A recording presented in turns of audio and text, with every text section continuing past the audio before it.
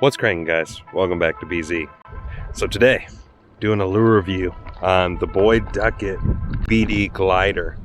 Got it on Tackle Warehouse, less than $20, so hopefully this turns out to be a good budget lure, but we're gonna go ahead and go over my initial thoughts, impressions, opinions. I'm gonna give it a zing on my heavy duty KVD baitcaster. So let's get it. Just looking at the packaging is very good, very well done.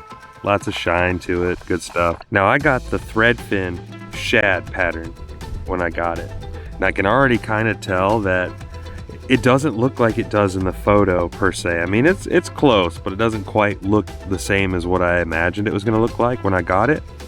But the one thing that I did like about it is the tail. Now the tail on this is like the brush style tail. Instead of in the picture that they showed on the website, they showed like a plastic something tail on there. I mean, I was willing to deal with it for a budget glide bait because some of these are pretty pricey, so finding one under 20 bucks is pretty good. So either way, happy about the tail. I'm okay with the finish on it. I mean, it doesn't look horrible, looks pretty good, and I think it'll catch some fish.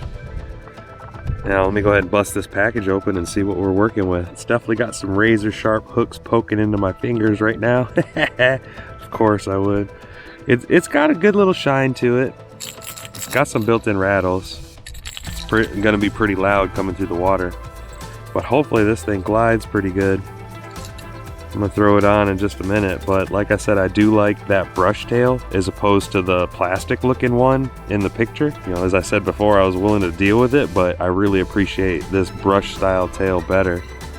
But that eye is fire on it. Definitely like the eye. The pattern's okay. I mean, it kind of almost looks like it's like a photo image that's just been stretched a little too much, if that makes sense. How it looks, but I mean overall it still looks good. Now on the eye here, there's a bit of paint on it, but that I could just chip off real quick. Don't want it to cause any damage to my line or anything. And I am going to tie this on with a Rapala knot since I want it to be able to swing really good in the water. So anyways, let me get this thing tied on and let's see how it moves in the water. Alright, so I got it tied on. I just want to make a little flip here and see kind of what it does.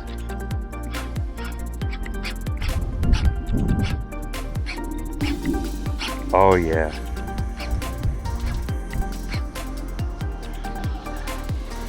Although I've definitely seen better glide actions, but for a budget lure, the only thing is already this rear hook is caught in the little brush tail.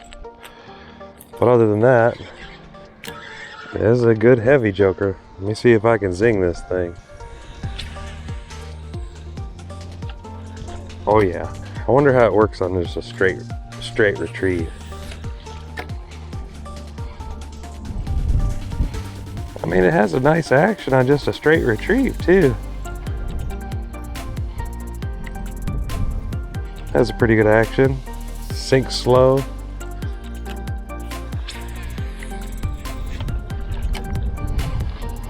Just a straight retrieve is pretty decent.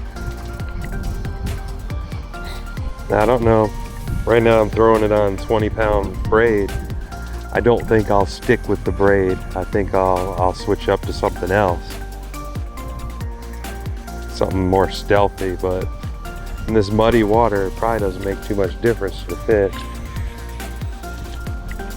Won't know fully how much I like it until I get smacked on it, but initially it's promising.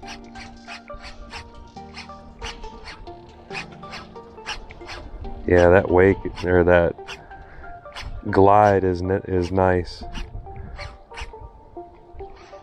And I do like that this is only a 7-inch glide bait instead of like a 10 or 12-inch or 14-inch glide bait, because they make some pretty massive goofy glide baits. Yeah.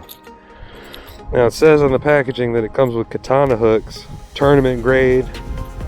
Now what I see already, these jokers are absolutely razor sharp.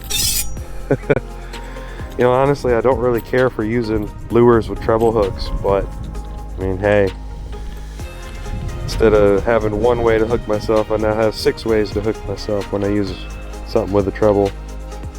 But overall quality is pretty decent with this lure. I would definitely say for being a budget under $20, initially it really seems like it's worth it.